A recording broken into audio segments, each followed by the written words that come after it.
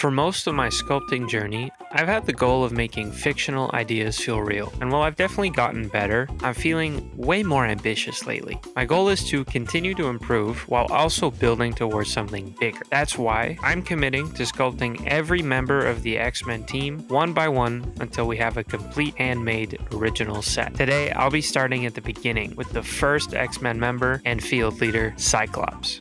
For this series, I want something cohesive and visually stunning. All handmade, all in scale, inspired especially by Jim Lee's style, but also filtered through my own taste for brighter colors and realism. By the end of this series, I will have at least 14 sculptures, all hand sculpted, hand painted, and created for the pure love of sculpting and stories. Since I want a set of sculptures that are all consistent with each other, I had to start by picking a scale. As you might have seen in my Wolverine versus Deadpool video, I am a Wolverine height purist, so it's only right that I apply that iron will to everything else. There's also a practical reason for this decision as well. Since clay is quite expensive, and these sculptures take me 1 month on average to make, that means that making them too big would make this an extremely expensive and really boring undertaking. I needed a scale that was just big enough to allow for detail, but still small enough not to discourage me down the line. I settled on making the largest character, which according to Google is Colossus, but later on I figured out that technically Juggernaut is way bigger.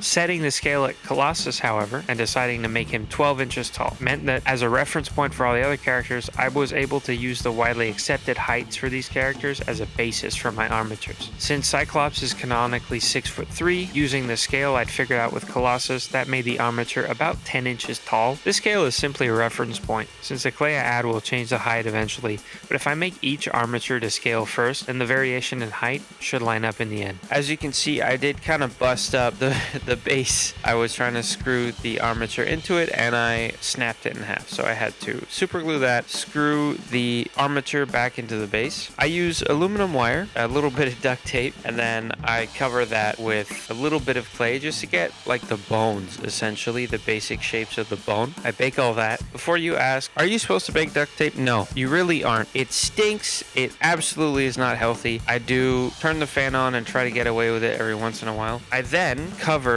the more important structural bits, so in this case it's the legs, with Aves epoxy. I use Aves epoxy on every project now. It's super solid, super stable, super strong, which means I can put a lot of work on top and not worry about breaking the whole structure. So I don't actually have a very in-depth understanding of the X-Men as a whole. I came up with this project before doing any research into the characters. I had watched the animated series when I was a kid. I've watched all the X-Men movies, and while I know that they're not super accurate, I'm sure that they give an overall general feel. And one of the things I do know is that they kind of did Cyclops dirty. I did a little bit of research into the comics. I used a lot of different sources to try and get a general base idea. So if I'm wrong in things, please let me know. For like an overall summary of the character, Scott Summers is the original X-Men member. He's the first to be recruited by Charles Xavier, and he's eventually the leader of the team. His power is a concussive blast that comes uncontrollably from his eyes. When he's older, so this is during the time of the X-Men, he always has his visor on, or those glasses that are ruby quartz glasses and a ruby quartz visor. So he can manually remove the visor and focus his blast out. The face to me is usually the most important part. It's quite difficult to get right. It's the most human part of the character, which means you're gonna recognize emotion and realism only from the face. If the face is messed up, the whole thing is messed up. Same for the hands. Unfortunately, those are two of my weak points, so I focused a lot on how the face was going to look on the end product. And obviously you can see I tried to get away with a little bit of anatomy first. It's like my favorite part, so I just start, bulking out the arms and the legs and the back. Whew.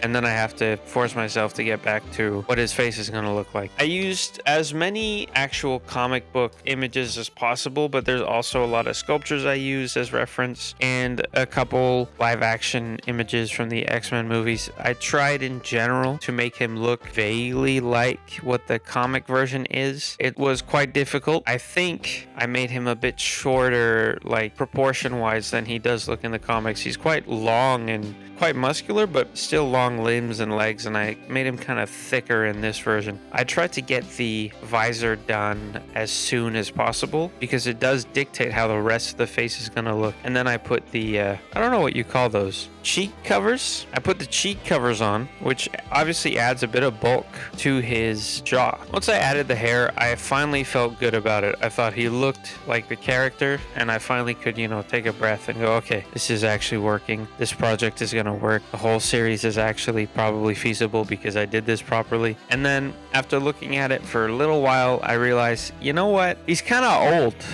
While I was doing this, I was listening to the X-Men, the audio drama, and I pictured him much younger. Obviously, in the origins, like in the first few issues of the X-Men, they're teenagers, so I imagine a teenager. Obviously, this team project I'm making is not set when they're teenagers, it's later down the line, but I still imagine him as a bit more, young and handsome. So I thought I'd take some of the face folds away and start over and try to make the head a bit smaller, because while the overall scale can be a little loose, if he has a massive head and all the other characters have tiny heads, it's going to be an issue. I did my best with this one. See how clean this visor looks compared to the other one? It's just much better. I really tried to take my time with this project because it's like the flagship proof of concept for what I'm trying to do with this. I did the hair all over again. This time, trying to be a bit more purposeful, trying to calm down a bit with the wonky hair. Though I do like the spiky look in a lot of the sculptures and comics I was looking at, so I thought I'd try and keep some of that. The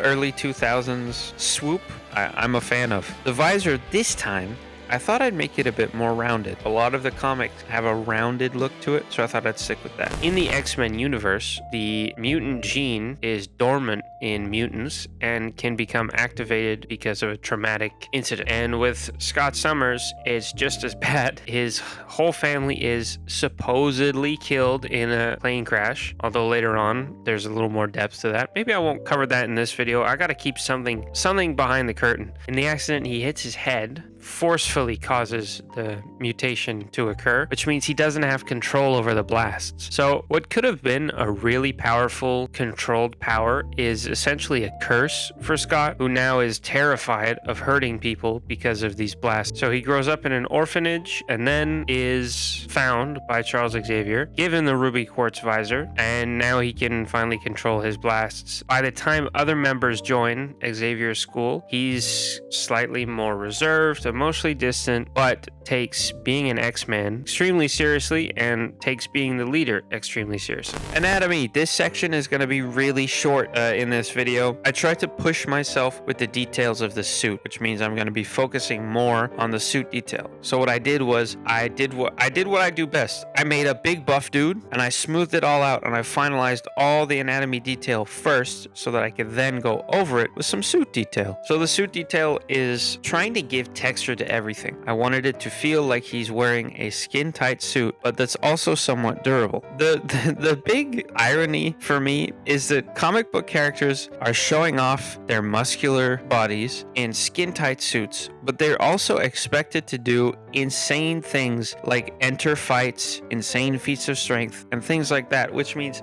you need something that's believably durable looking, but also shows off them abs. So Sideshow Collectibles is really great at this. They add design features to the suits that still make them feel like the original comic book suits, but they also give it a real textured feel. So you see that little yellow piece of fabric texture? I pressed that on specific elements of the suit. And then on other elements, I tried to add different detail like straight lines. The shoulder pads are supposed to be a kind of leather, and I used some isopropyl rubbing alcohol to just smooth out the detail with a brush. So I usually kind of lazily just make a big buff dude and then I leave it like that, and then I try to paint it to look more or less like skin-tight clothing material. But this time, I really want to push myself with this series. I want every piece to be as high quality as I can manage, which means really taking my time. Usually I'd have just made the anatomy, done the bare minimum, gloves and boots and visor, and moved on.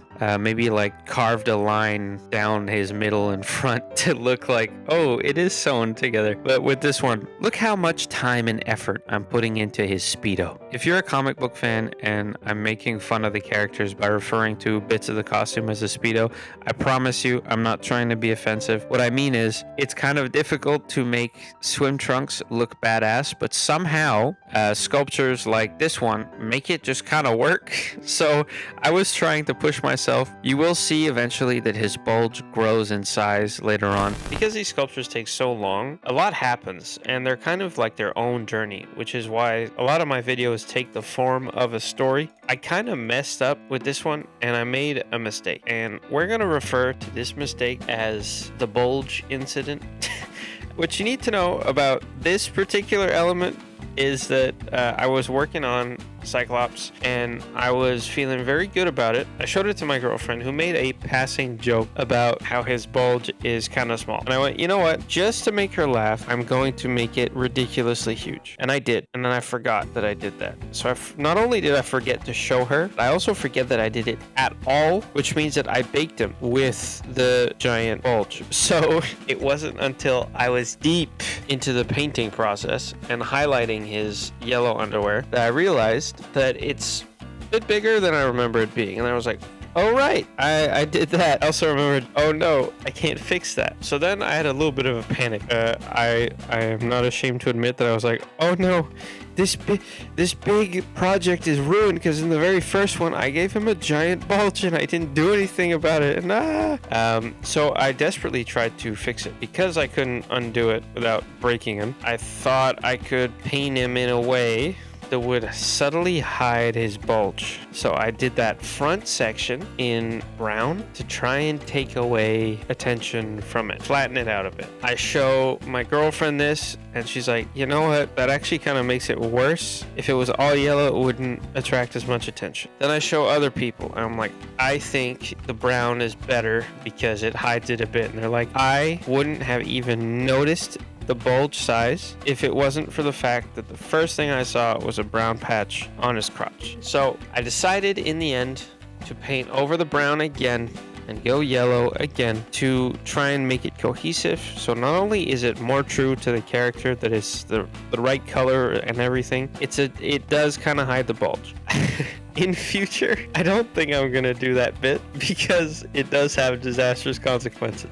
I don't think it's too noticeable, although now that I've said it, it's probably very obvious. But the first thing you see when you look at the final piece, I don't think is the bulge, so it's not super distracting. For the belt, I tried to make it somewhat smaller than I usually do. The difficulty with these utility belts is making them too big and bulky and wonky so that it just changes the whole silhouette. So while it did change the vibe, it didn't make him too big. More suit detail, just trying to make everything feel like it's sewn together and stuck to the skin. And then the final recognizable piece of belting is the kind of Y-shaped belt across his shoulders and chest. I tried to push myself in making this look like non-organic material, so the metal X on his left pec is supposed to be a kind of golden metal, shiny, durable material. So I tried to really flatten those edges and make it less of a rounded blob, which I tend to do. His visor is rounded, but purposefully so. There are elements that have been flattened out to look like this is a rounded piece of metal, not just a lump of clay. Towards the end of the sculpting process, it was just trying to maintain the same quality of detail I had in the beginning. So in the beginning, I was all motivated. This is new, this is fun, this is awesome. I really want to have fun with this. And you know, this is probably a week and a half later and I'm still working on the boots or the suit detail or the straps on his quads, and it's like, you know what? I just want to get this over with. So the boots I started over twice, trying to make sure I didn't just give up and make it all wonky. I've gotten slightly better at making boots. The video where I actually found something that worked was my Wolverine versus Deadpool video. That one Deadpool's boots are just ridiculously good. I think the fact that he was such a big project meant I had time to really get into the detail. So I tried to do the same thing here, and the difficulty is making the boots too big. I do have a tendency to kind of like go a little crazy.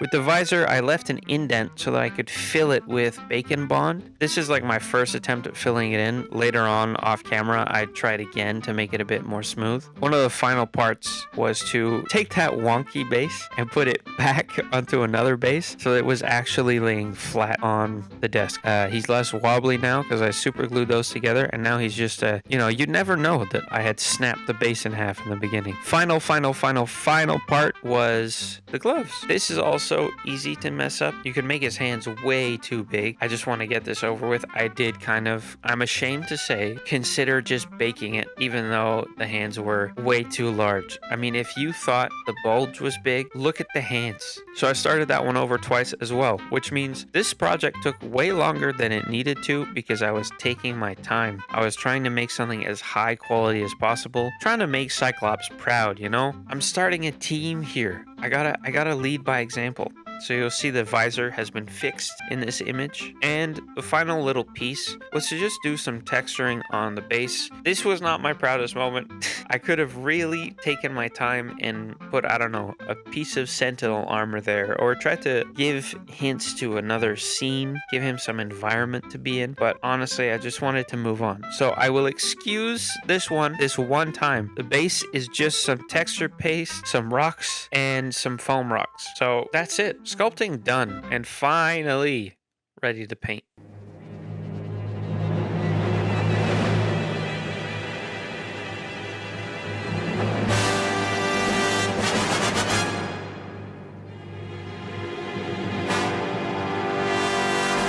Boy, oh boy, is this a tough paint job. So I'll be the first to admit I'm not great when it comes to painting these. Sculpting is really where my skill, I think, shows itself. I really struggle with detailed paint jobs. So I tried out a zenithal highlight. So I base coated it with black and then I sprayed some white on top to get the highlight. Look how excited I am. I got all these new paints. I got a kit for Vallejo rosy skin, basically. And then I got all the colors I needed because these are quite expensive. I do want to keep the budget low on these projects because I'm not made of money. These projects don't pay for themselves yet. So I'm working with exactly the right colors I need, and I'm going to try and make those last as long as possible. I never film myself setting up my paints, so you can tell I'm really excited here. I put a base coat of some of the rosy skin, I think it's called, and then I use the other darker tones, and then there are 2 highlight tones from this pack that I then use to try and get the skin tone perfect. I usually just use unprimed, unpainted Super Sculpey and then put a dye on it basically to keep that translucency and still give it a bit of darker color, but it doesn't quite work anymore because I'm trying to add some detail and shadow. Give it a little something more than just a base coat of one color. So I tried very hard to get the highlighting down and the shading, and then I added some dyes of a darker blue, then a yellow, and then a red. Try and give it a bit of vibrancy. I went a bit too hardcore on it, so I went over it later to try and fix it. I was very excited to get the blue down, so I put a base coat of a cold blue, and then I used a kind of navy to give the darker tone, the shadows, and then I highlighted with a blue I already had, which was like an electric blue, quite vibrant. And though these colors don't look right now, once I put a speed paint of a magic blue on top, it ties everything together in a way that's, to me, just poppy enough to feel comic booky, but still vibrant and realistic. So the painting did take an insanely long time. It usually doesn't take me this long, but all the intricate details and the new techniques I was trying out did take a while for me to get the hang of. So on this project alone, I learned wet blending, I learned highlighting and shading that I'd never actually done properly before, and I did end up painting and repainting sections over and over again because I didn't quite like how it looked. I thought, in some areas he needed that brighter blue, in some areas that darker blue, and sometimes I even went all the way to black. The visor is kind of perfect in my opinion. Just added some gold on top and then put some gloss on his red visor. And for the leather leathery sections, I did end up adding a gloss varnish on top. It might be a bit much. Let me know if you think it's too shiny, but I think it breaks up the image a little better. This is where you see some of that slight texture from the yellow piece of fabric I used as a texture stamp. It doesn't quite work as I had hoped it would, so next time I will make deeper indents. When I started adding the yellow base coats, it finally felt like it was coming alive and coming together, because you have to imagine I've been working on this guy for essentially 3 weeks by this point, and I haven't seen the colors yet. I'm all dealing with imagination and reference photos, and then finally when I add the colors and I add a more realistic wash to his bright yellows, it finally gives me that feeling that, okay, this is happening. This isn't just some idea I have. This is finally coming to life. So I do kind of jump the gun a lot. You'll see I've left a lot of the blue undone, but I move on to the yellow, I move on to the gold. I go in sections because I do all of this work in like 45-minute chunks every day. I don't have the time to sit and do this for hours, so I do end up going section by section and slowly but surely bringing him all together. So you'll see I haven't even finished him, but I'm already on the base coat of the base just because I want to see how it's going to look. I use that same kind of leathery brown for the hair, and then I repurpose some of my speed paints that I have. So I used a leather brown for his hair because it gives it that vibrant look and it digs into the recesses and makes it look very cool.